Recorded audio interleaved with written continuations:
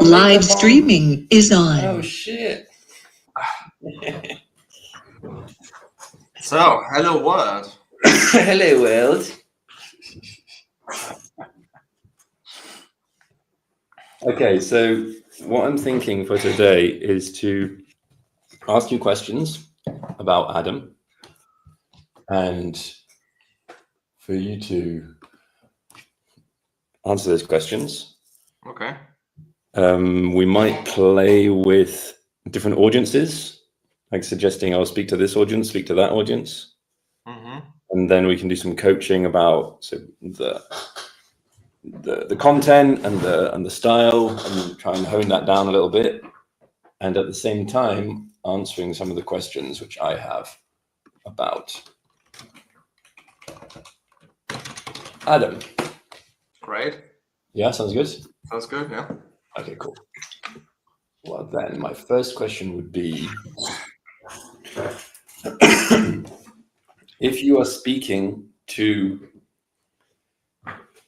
Tim Berners-Lee, I did. how would you explain Adam? I actually did speak to him at DWeb last year about Adam. Well, I think what I told him is that it's... Wait, sorry, 1 sec. Yeah. So speak as if you are speaking directly to him. Okay. Oh, geez. Okay, cool. So what we're doing with Adam basically is combining the ideas, merging the ideas of the semantic web that you're working on since years with what Holochain is doing, starting from an agent-centric starting point. So it's basically in some ways rethinking the semantic web from this point of we put agents first. So everything that's being communicated digitally between humans is an expression that somebody says, which means everything is signed cryptographically. But then we do something very similar with like in the semantic web with graphs and RDF triplets, which in Adam we call prospectus, and then we have shared versions, neighborhoods, and so on. But the main difference is that we don't assume something like a pod that somebody else has to maintain, right? We have an abstract idea of these graphs. And also the difference is that so the data in these graphs is not objective and just data. We have to trust the pod or whatever. But yeah, they are signed expressions. Every link of these graphs are actually expressions of an agent. They have an author, timestamp, and signature. Mm-hmm. Doesn't that get a bit unwieldy at times, where if you have to sign everything all the time? Well, it happens automatically. This is something that it's different to how it works with blockchain, and Holochain has the same difference to blockchain, which is that usually a node running Holochain or Adam is signing a lot constantly as you use apps. You know, every action you do is signed, which is also why it needs a different way of managing keys. You can't use a hardware wallet where you sometimes, when you do a financial transaction, you connect it. You would be constantly clicking yes, yes, yes on your hardware wallet, which is also why Holochain has not built this key manager plugin. But with Adam, well, we have the Adam executor, the keys are in there. They are there. When you log in, you have to put in your password, which decrypts the keys from the disk. And then when Adam is running, it's acting with your agency. So this is another important thing here. With Adam, everyone has to have their node, right? I have to have a node, which is my node, where my keys are held in memory so it can act for me. So, but there was another thing that actually Tim said, and this is what we discussed for, I don't know, like 30 minutes to an hour.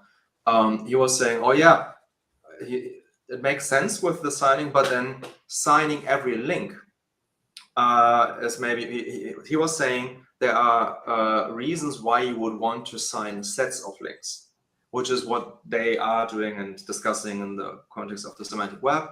to have documents which are portions of a tree that you sign.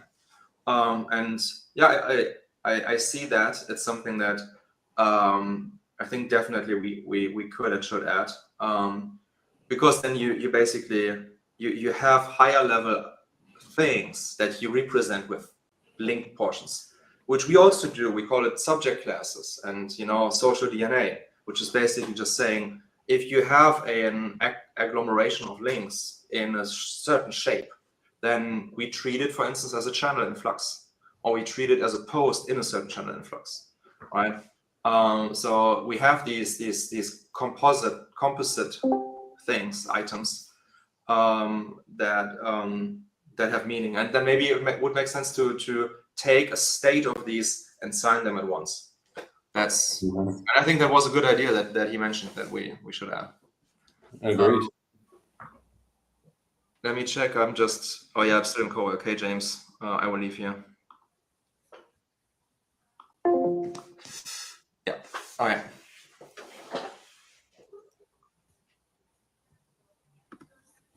Good. I'm very impressed. I pass over to you the keys of the internet. Thank you. Amazing. Are you acting as Tim now, right? Okay. Now let's invert and see if you can explain Adam to your mother. Oh, geez.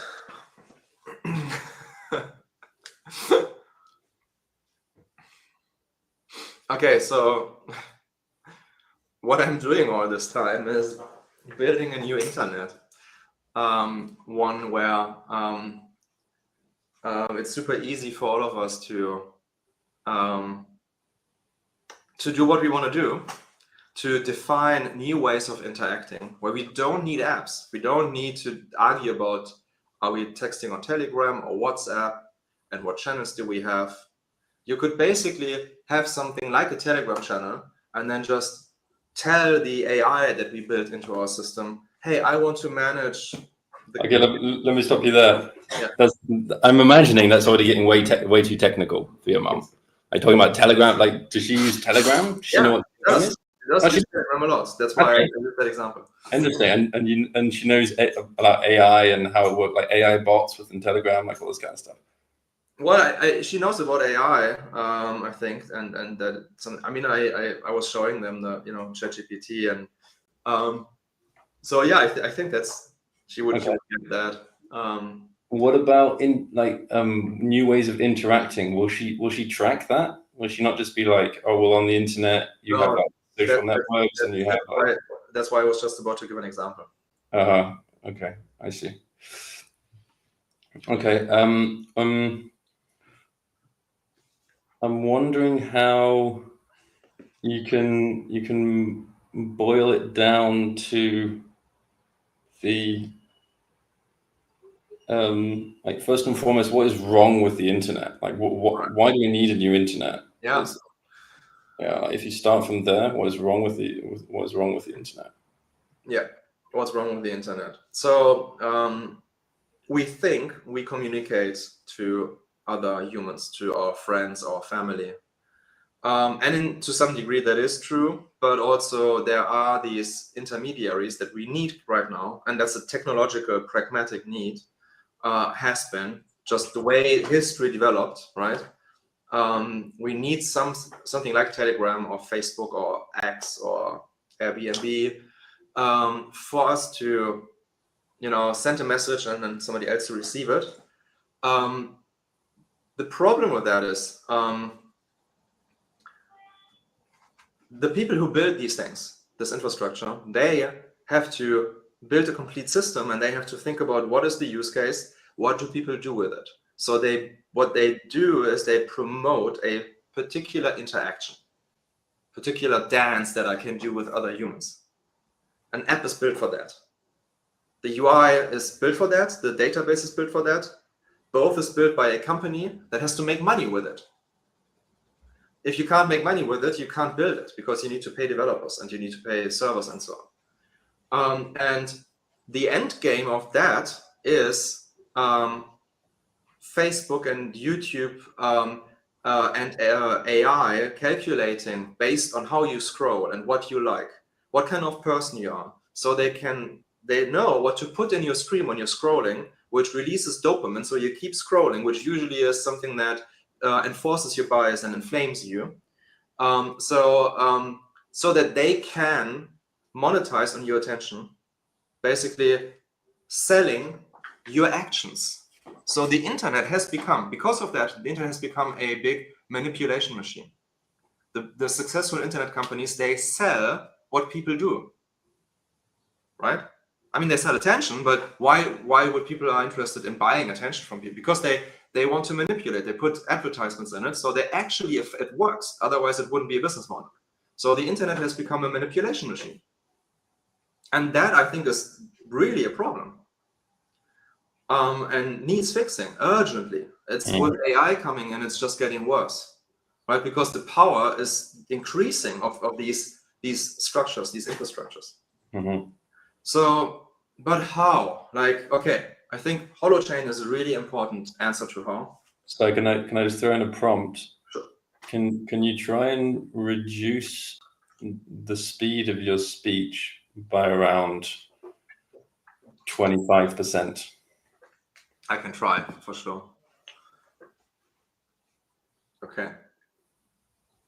Shall I continue where I left off? Yeah. Okay. So one important answer, I think, is Holochain,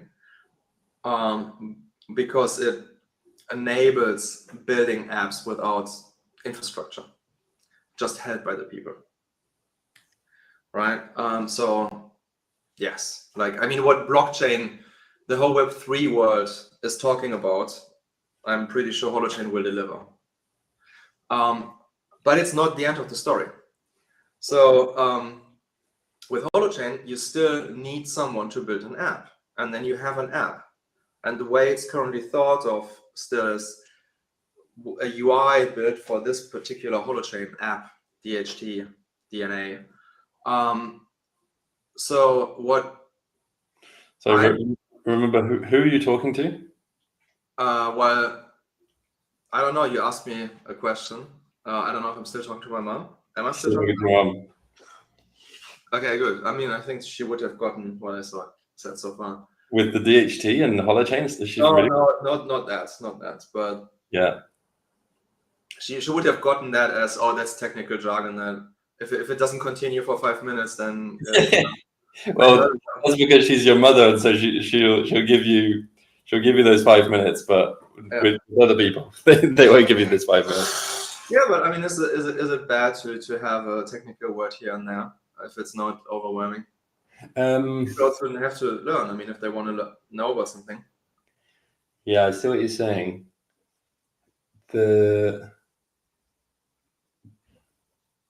If you're introducing a technical term to an audience who is not familiar with that, then you should immediately explain what it is. Because every unit that somebody doesn't understand, then that gives them a dip in the flow of understanding, and they're trying to figure that thing out. They're like, so what was that thing? And during that time, then they're losing what you're then saying. Right. And that's the other reason why slowing down is really important, because you have very high fluency in this. And so when you speak, you can understand yourself speaking at that pace. But most people, including myself, I'm pretty fluent in this stuff. And when you get going, I'm like, okay, Holochain, DHT, this. It's like, oh, it's all coming. Like I'm having to hold on a little bit like this, you know. Okay. Whereas I noticed it instantly when you slowed down like 25%. My inner state as well, just like, I relaxed. I was like, aha, okay, now I can grok what's being said. Right. Okay, cool. Okay, I lost the context of speaking to my mom. That's fine. I think we've played enough with that one. I think we can move on to something which is actually going to be more relevant for communication. Let me try to finish this thought. Yeah. Because, Go for it. The prompt was what is it that we're doing here? What is Atom? So, and I talked about Holochain and the problem of the internet, and Holochain is fixing a great portion of that. It's still, we're currently with Holochain, if you, as my mom, if you want to Telegram, and we communicate over Telegram, but now you want to coordinate for my dad's birthday party with my sister and others, we can write in Telegram, right? We can always drop down to just text, and for us maybe that's fine. But if we want to have a checklist and check things off, for instance, that's a different interaction pattern. That's a different way of communicating, not just writing text. In the general case, you can't just change an app and add that in. Actually, with Telegram, there are bots, like we learned from Roberto. He has a great bot. But with Facebook, you also know Facebook. You can like and heart, but you can't. It's restricted how you can react. If you want a different reaction, you would need to ask Mark Zuckerberg, can you please add this reaction for me? This is how I want to react to what my friend is saying. So we are not in control of what we are able to say and certain how we act. We could now go and write a Holochain app, because with Holochain, we don't need to run servers and everything, but we still need to understand building that app. And then, secondly, getting people to install it. So Atom is a new fundamental infrastructure for the internet that combines these pieces, that there can be something in a Holochain app, and there can be something in your new Holochain app, and there can be something in a blockchain thing, and there can be something in a central server. And it constructs this level on which I can easily, as a user, combine these pieces and even add a new thing. And easily, this is a claim maybe, but I clearly see how with the fundamentals we have built, and then adding a bit of AI on top, we already did that last year, we can have people just say it. And that's how a new kind of app, a new interaction pattern is being added. Because the main thing is we have broken apart this concept of apps. With Atom, they're actually not apps anymore. I mean, you can still pretend as if, and we build apps like Flux and the Synergy Seed app and so on, but they are really just different views into the system, which is integrated, like one global nervous system. Mm-hmm. Check. Okay, I have a few comments. I'm going to go get some water. I can eat a bit.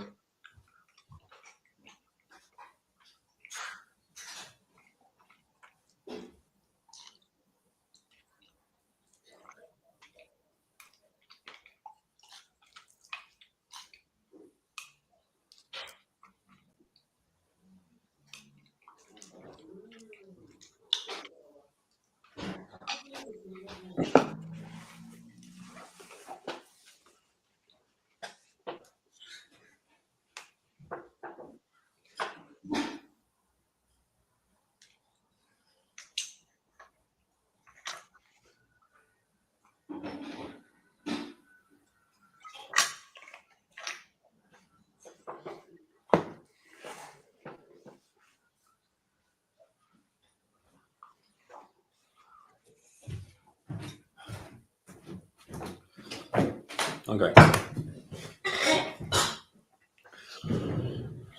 What I'd like to do now is to go into some more of the technical parts of Atom and concentrate on coaching on one particular thing, which is the speed.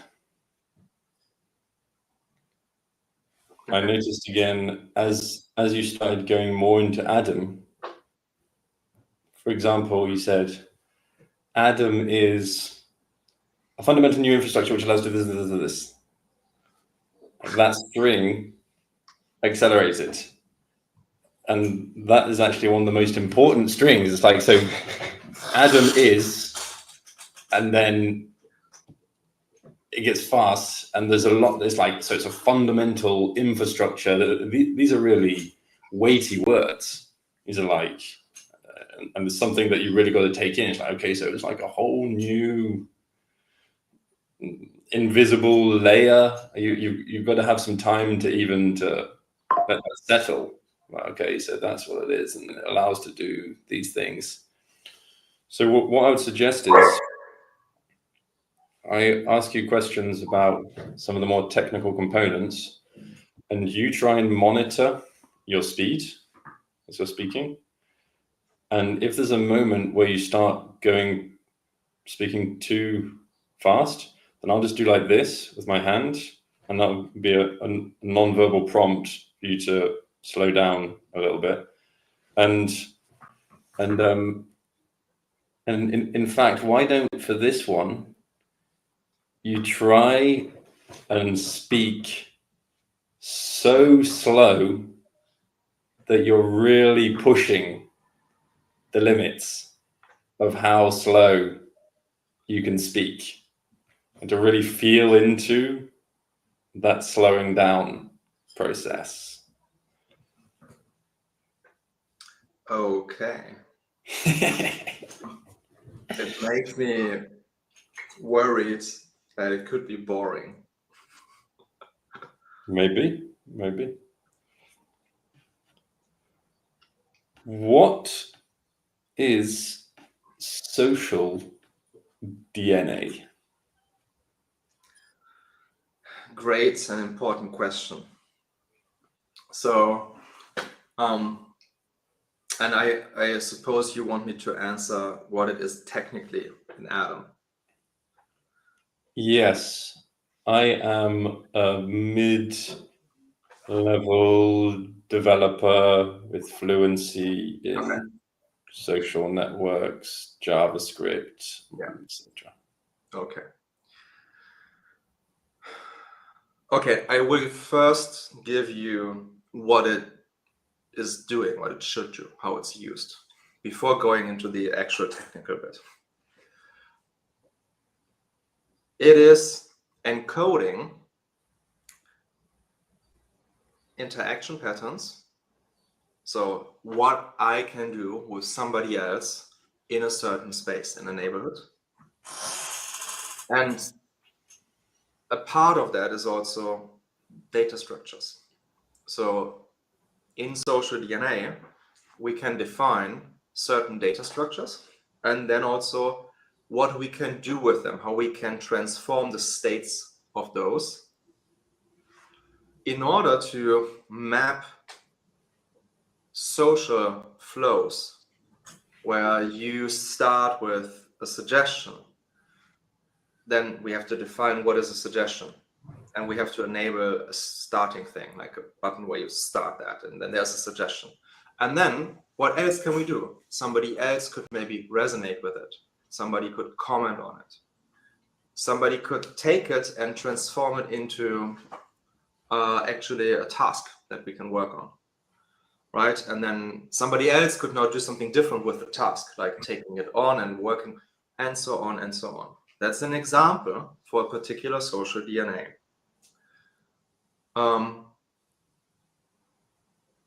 It is decoupled from UI. It is something that we could basically just also put in UI and not think about the term social DNA, because Adam already decouples the UI from the backend, like Holochain or blockchain or central server. But with social DNA, we actually have a decoupling in both directions. Social DNA is a very pure essence of defining interaction patterns, so that we could have a UI that reads the social DNA that's found in a certain space, and then figure out what buttons to show to the user. That's an idea I'm really interested in since a while, with perspective. Actually talked to Rishi recently, coming back to it, because having such a UI, I think, would make a lot of things with Atom much clearer. With Flux, we first went the other way of having a UI that's very something people know, that looks like a chat app they know. But I think we should have a UI that is really close to the structures of Atom, so that it's easier to understand. And this would be one important aspect there, that it's reading the social DNA that's found in a certain space, because social DNA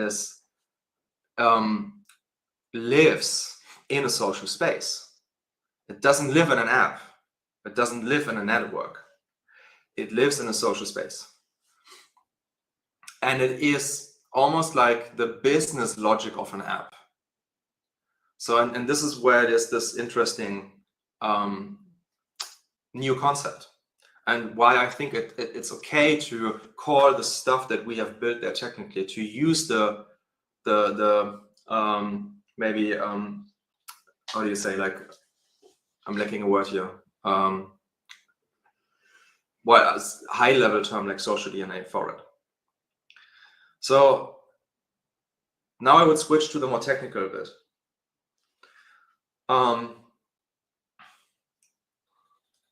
So social DNA is written in Prolog, a programming language, a logical programming language from the 70s. It was basically the new AI shit in the 70s. And it works, it's a Turing-complete language, so you can code anything with it, but you can do some things really easily, because the way it works is you give it facts and you give it derivation rules, and then you ask it, is this sentence true? But you can also put variables in it, and then it gives you the bindings that make the sentence true. So the way we can use it easily, and people do, it's not just us, like people use Prolog and its smaller cousin Datalog for queries of knowledge bases. So the semantic web guys, they have graphs. Now, putting a graph into a Prolog engine and then add some rules and then asking a question is a really neat way to interact with the graph. Because these derivation rules, they could be, for instance, certain specific structures of the graph. And then you can use Prolog to very easily find these structures in the graph, because it gives you the bindings of the variables where the structure, right? If you make the nodes be the variables, then it will give you all the nodes around which you have a certain structure in the graph. So that is how we implement the data structure bit of social DNA, right? We define these graph patterns. Like, for instance, a channel in Flux is a node in a graph that has several links with a predicate child to other things. That is a channel. And doing it that way, we can put anything in a channel, right? If we just say other things, they could be chat messages, they could be tasks, they could be posts, right? So it's a very flexible way to deal with graphs. We have, though, built quite some tooling around it, so that in many cases, developers wouldn't even need to know or interact with Prolog. We have tooling such that you can write a class in JavaScript and annotate it with annotations, and then it would automatically, our tooling would automatically produce the Prolog and automatically store it in a neighborhood. And then you could do something like, give me all the instances of this class. Like you write a class to-do, for instance. Give me all the to-dos in this channel. That becomes a Prolog query, but you don't need to write the Prolog. You can just do something like to-do.getAll or something like that, right? I could continue now. My mind would now go to the Synergy engine, because there is quite some connection. I think you're muted. I cannot hear you. That's my next question, actually, is about the the Synergy engine. So that's a good place to start. How Right. was that for you in your experience? It was okay. It was less boring than I thought. Yeah, I was actually I relaxed more into the speed with the speed. How did you feel your awareness of the speed? Was it coming and going? Was there moments where you felt like you were getting into the speaking? And There were moments when I noticed that I was getting faster again already, and then you were raising your hand and yeah, I got it already. Sorry. Yeah, there tends to be moments like technical strings that'll come out in one unit and need to be broken down a little bit so they can be easier to pass. There I could really feel it again of how much easier it is to understand what you're communicating, and reflecting on it. This feels like something really important to practice, because I can imagine a bunch of people coming to the point where they're shutting down because the complexity and the flow is too high. Whereas when you do slow down, then it becomes really understandable. Like, aha, okay, I know what this guy is talking about. Yeah. So I'd like to do that some more with a few more questions, if you're up for it. Go for it. Yeah. Okay. In the white paper, there is talk of an asset-backed mutual credit currency. Yeah. What does that mean? What does that mean? Okay. Asset-backed means that the number of currency units is correlated with some asset. So every unit of currency is backed by a real world asset, right? Which is important if we treat currencies as it has some meaning, right? I mean, if we believe in a currency, then yeah, we pay for goods and services with it. But then the question is, what is the currency really worth, right? I mean, we see inflation with the national currencies currently quite a lot. With cryptocurrencies, we see this up and down, right? So first I want to say this is something that, of course, Art is talking about a lot, Art and Eric and Meta Currency Project, and something they have been, and I learned a lot of this from him and them. And HoloFuel is also a mutual credit asset-backed currency. And with Synergy Fuel, we're basically just intending to implement the same kind of model, because I think it's really the right way to do it. So it's what makes the currency stable, because it's constructed such that there is this relationship. You can't just have more currency units out of nothing. This is what Bitcoin was about, right? To not have somebody just print more. You know, the dollar was backed by gold at some point. It was also an asset-backed currency. But they changed that because they wanted to print more. And then you can say, it's not just they wanted to, it's also it makes sense. If you can't have more currency units, but your economy is growing, then your currency is actually what will hinder the growth. So there are moments where you need more currency units. But then do you want to trust someone who is running the central bank to just do that the right way? So what really hollow fuel will be first, and Synergy Fuel, we want to do the same thing, but those will be currencies that really solve this problem. Bitcoin isn't solving it. I mean, Bitcoin is solving the problem that one person is, just printing, or has the decision power over printing, right? With Bitcoin, it's clearly, there's a clear process with the miners and so on. So, it's asset-backed. I haven't talked about mutual credit. So mutual credit means that we give each other credit, and that is how this currency, the units, come into being. So with such a mutual credit currency like Hollow Fuel and Synergy Fuel, there is 0 currency units in total. Every plus here has a minus somewhere else, because it's you want to buy my computing power, you want to buy my data in the Synergy engine, but you don't have any Synergy Fuel right now.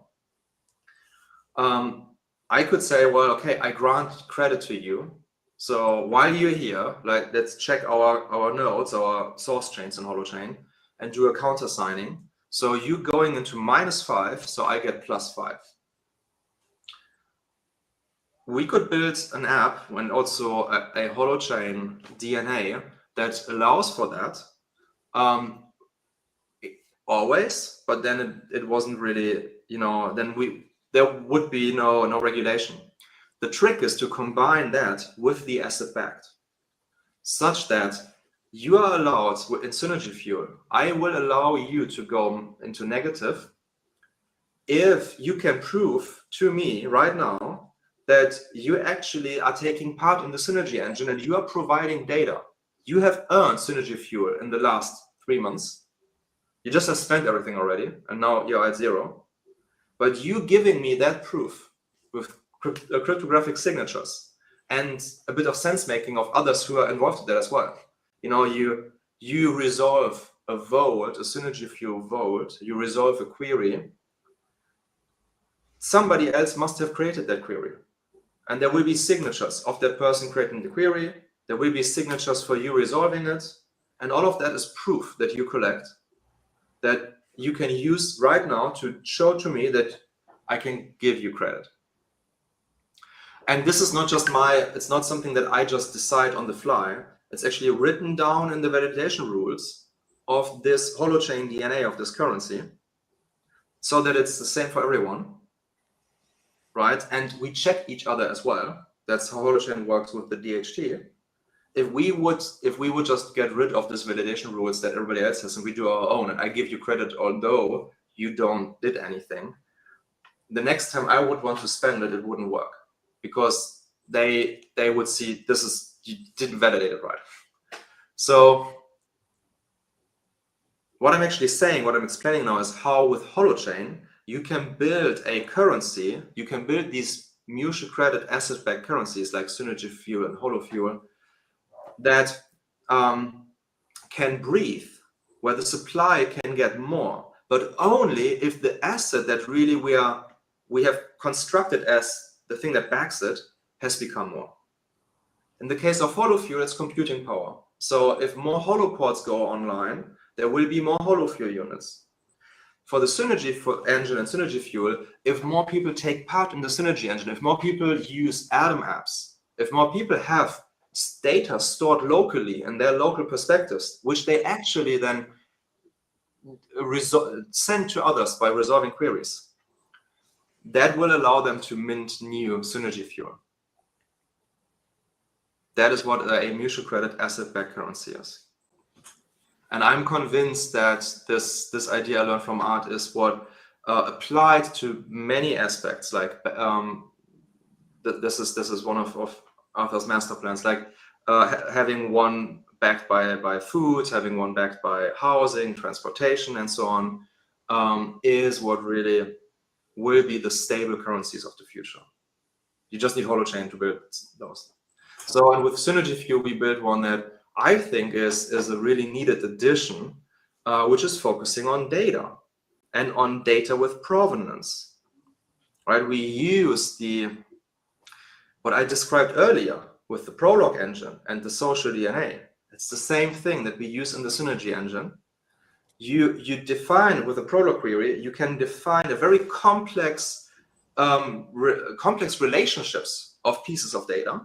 So you can be really precise in what you're looking for. And then you send out that precise definition and let people search their own data, or maybe even if it's really complex, if it's maybe a research program, you're looking for evidence or for the falsification of a certain hypothesis. And you really describe how what quality you want with regards to data that's being put in. Right, you actually instantiate almost like a scavenger hunt research program in a decentralized way, but you make the check of the data that resolves it really objective. Right, so I think this is in our current times of the meta crisis and the meaning crisis, where we don't know what is true, and it's hard to find out. We can't trust people, and it's even not institutions. And then there's artificial intelligence that even increases that, because it's so easy to manufacture data that looks real but isn't. So with the Synergy engine, we can make the sense making scavenger hunt such that you require a certain number of real people, real agents, to have input some base data, and you can put a requirement on these agents. Right, you can say, I need them to be validated as real agents, either with KYC or with an email, or I know them as friends. The nice thing here is, because all of this sits on top of Adam, all of these checks are not built into the system itself. It's when you do a query, depending on what you are querying, you're defining these requirements. And you can be very simple and you can be very strict. But that is the asset that backs Synergy Fuel. The more people will want that, the more people will want to find out what is really going on, do sense making, and get proficient, or get learn how to build these queries well. The more there is there is an economy that is behind, or that is connected to this currency. And by making it a mutual credit asset-backed currency, there is a real connection. It's not just fake. It's not just because it has the same name, but then actually people will just go and trade on Binance and just do a speculation game. No. These mutual credit asset-backed currencies are really connected to the economy and the technology that is backing it.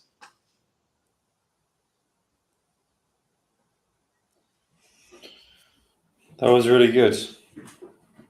Thanks.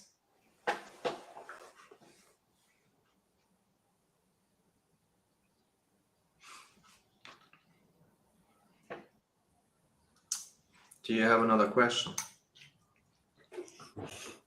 What were your thought process right now? What was? A few things.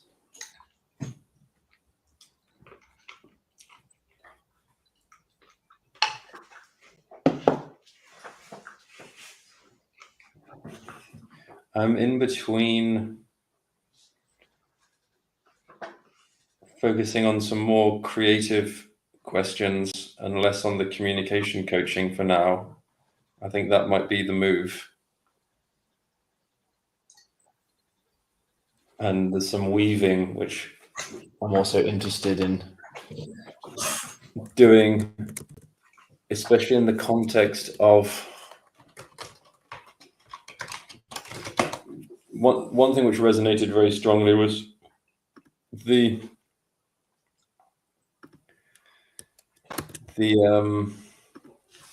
when you were talking about the scientific community and the necessity for the rigor and how Adam is a great use case for that. And it made me think of nano publications. Yeah. You're familiar with nano publications, right? Yeah. So how can we weave in nano publications into what we're doing, and how can we support them?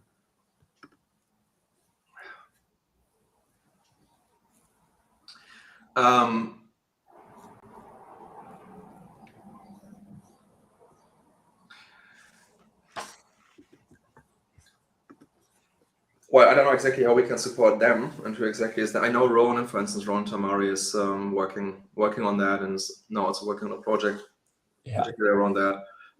So I don't know exactly what they need and what they want, but yes, I think that is, from my perspective, I'm really excited about that use case. I think that's really important. And just from the technical perspective from Adam, it would be a social DNA. It would be a certain schema definition of what a nano publication is. And then having a network, having a UI for that. And I think it would really, I mean, having the Synergy engine, which we're just about to start implementing, having it online, I think would really help. I mean, not just having an example app, but actually building an app that is doing that and that really works well. Yeah. I mean, in some way, you could, because Adam uses graphs, structures, and neighborhoods like the semantic web, you could say that almost everything anybody is doing in an Adam app, if I react to your message in Flux, that is almost like a nano publication. It's like where to draw the line. Like drawing the line, I think, is a particular schema, a particular social DNA that says if there is something that has references, that has, I don't know, a certain size or whatever, that is what we call a nano publication. And then inviting people to use that social DNA by having a particular UI for it that does that, so people can start sharing their nano publications and connecting them and so on. Okay.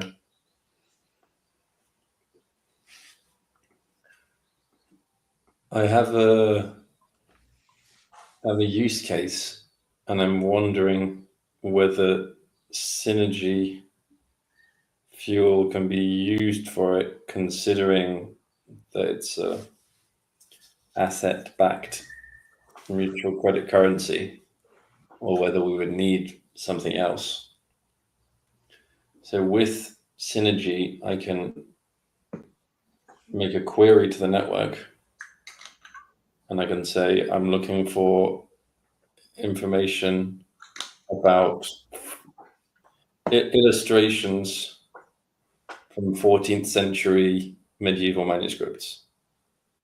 And people can provide those. Somebody has that, and they can find that, and they can,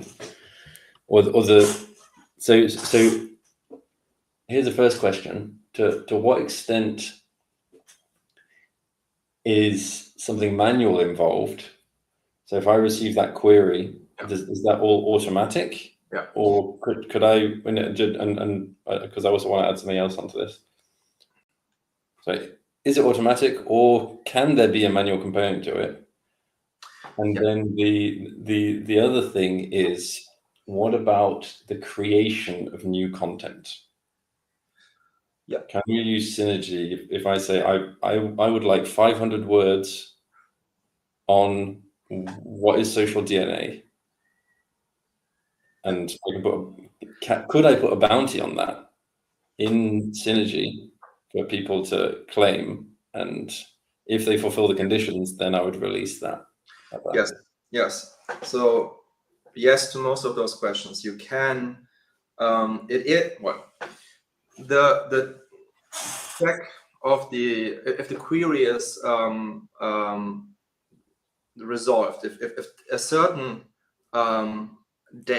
set of data actually is valid, is a valid key for that vault, so that it really resolves that query, that has to be objective.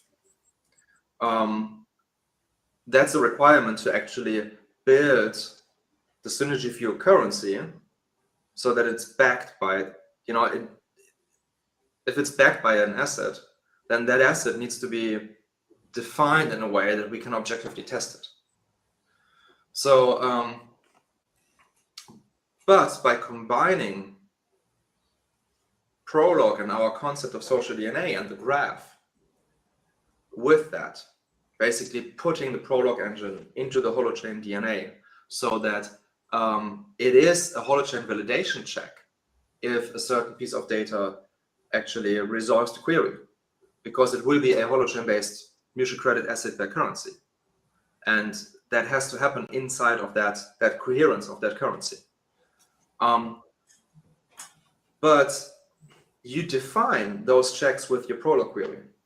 So you could basically, it just has to be objective, but you could just very easily say,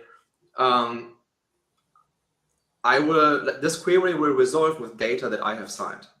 Mm-hmm. Basically, you control the resolving. Yeah. Right. So then, okay, but what? So then you just put out a flag. You know, I already put this money on the table. It's already in the vote, like a smart contract. But for anybody can get it if they have a signature from me. Uh-huh. Right. That would be the easiest manually controlled thing. Okay. Yeah. And that could also apply to, there could be a group of people who have to sign it, and that would unlock it. Yes. Yeah. But Okay. and now you can go wild into like sense making of like I need to anybody who has liked I don't know, David Copperfield 10 times and who also has 5 ETH in their wallet, and so like can sign and pay out the money, whatever, you know. That's it. Yeah. So this is something which feels really important to push more in the communication of the Synergy engine. Yes. Because I didn't really get this. Yes. And what this unlocks is this creative economy where you can prompt the collective intelligence or the collective wisdom. You can prompt the network for the creation of some type of information, knowledge, whatever it is. You can define it very specifically, or you can make it very loose, and you can define the validation parameters for it, and people can earn bounties from this, which is huge. Yeah. And we can create a really nice interface, like when you're prompting people on Midjourney and stuff like that, which people will really relate to, and they'll get it, and they'll be like, wow, I could prompt my friends to do these things. You could even send it to one specific person. You could be like, if you do 500 words on social DNA, then I've got this bounty which is just waiting for you, and only you can claim it. Or it's between you and Rishi, and whoever does it first, then you can, like, there's so many possibilities that you can do with that. Yeah. So yeah, let's figure out how to articulate that as well as possible. And that's going to make many people very excited, I think. Cool. Yeah. I think so too.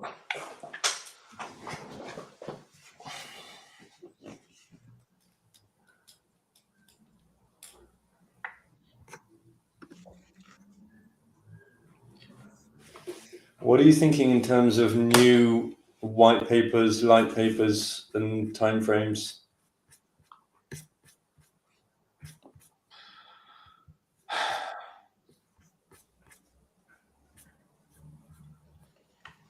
As soon as possible. How soon is possible? I don't know. Good question. It depends how much. I imagine that we would rework the current white paper, right? We wouldn't start something from scratch. Yeah. Yeah. But maybe we could. I mean, we could have something. I already have the light paper, but maybe a light paper and a.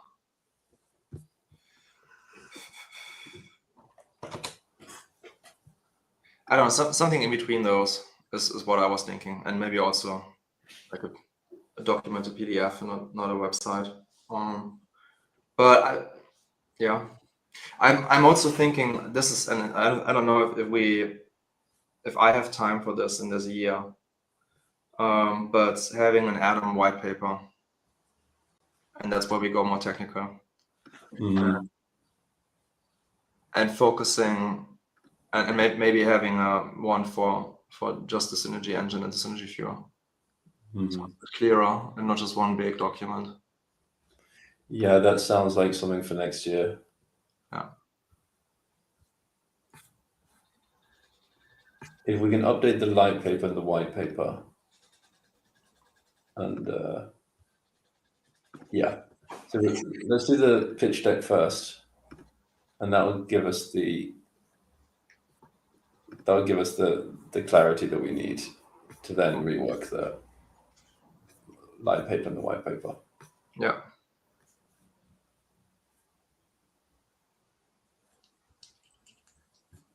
Yeah, maybe starting just with an update of the pitch deck, and from like your sense of like what you heard now, me describing Synergy Fuel and so on,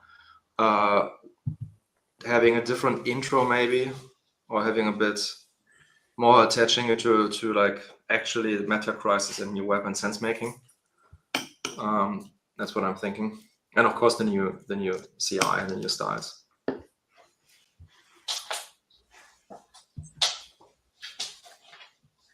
Yeah, because the current deck is particularly the Synergy engine, right? Yeah. Yeah, I think we should weave in the creativity part.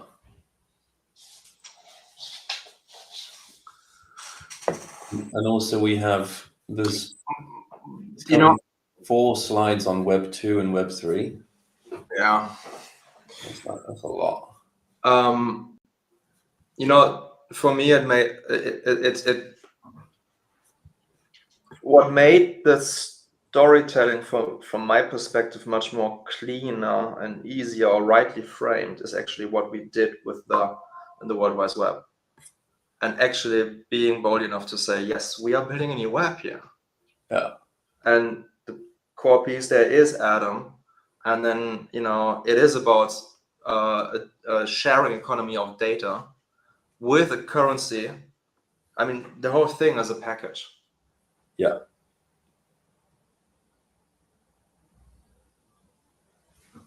Yeah, that makes sense. Because then you also see how other apps that people build for and in this new web on Atom, people using those apps can earn money, can earn Synergy Fuel with the data that they store locally. I mean, yeah. It's like ripping these things apart and focusing only on one thing is just, I think, makes it harder to understand actually. Yeah. It dilutes it down, and then you can't actually understand what the thing is. Yeah. Yeah, and that'll get people way more excited. When you look at the slide deck right now, it's like, there's this one slide. What is it? The coming in 2024, cloud hosting, local AI, testnet, ICO. It's like that. That's not going to get people excited. We need to be like that. We're planting the seeds of the new web. Yeah. Get on board. Let's fucking go. Yes.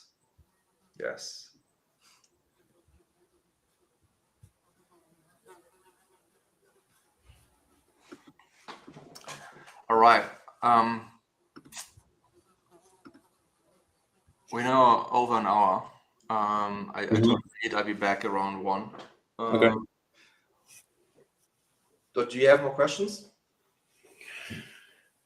Let me have a final quick look through the.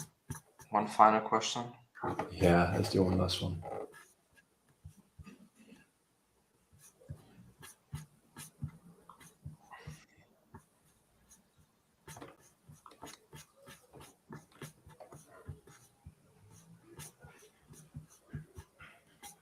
Okay, yeah, here's a good one. How does Atom scale? Sorry, say again?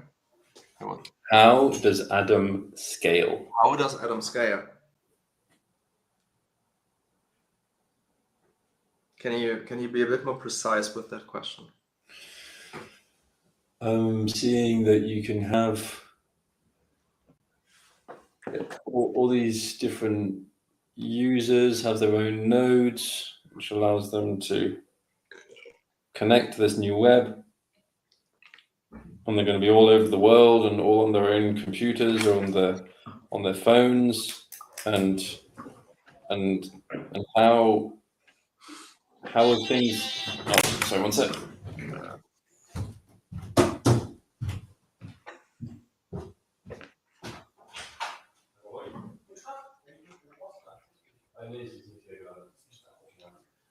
Hmm. Ah, yes, it's from Pure.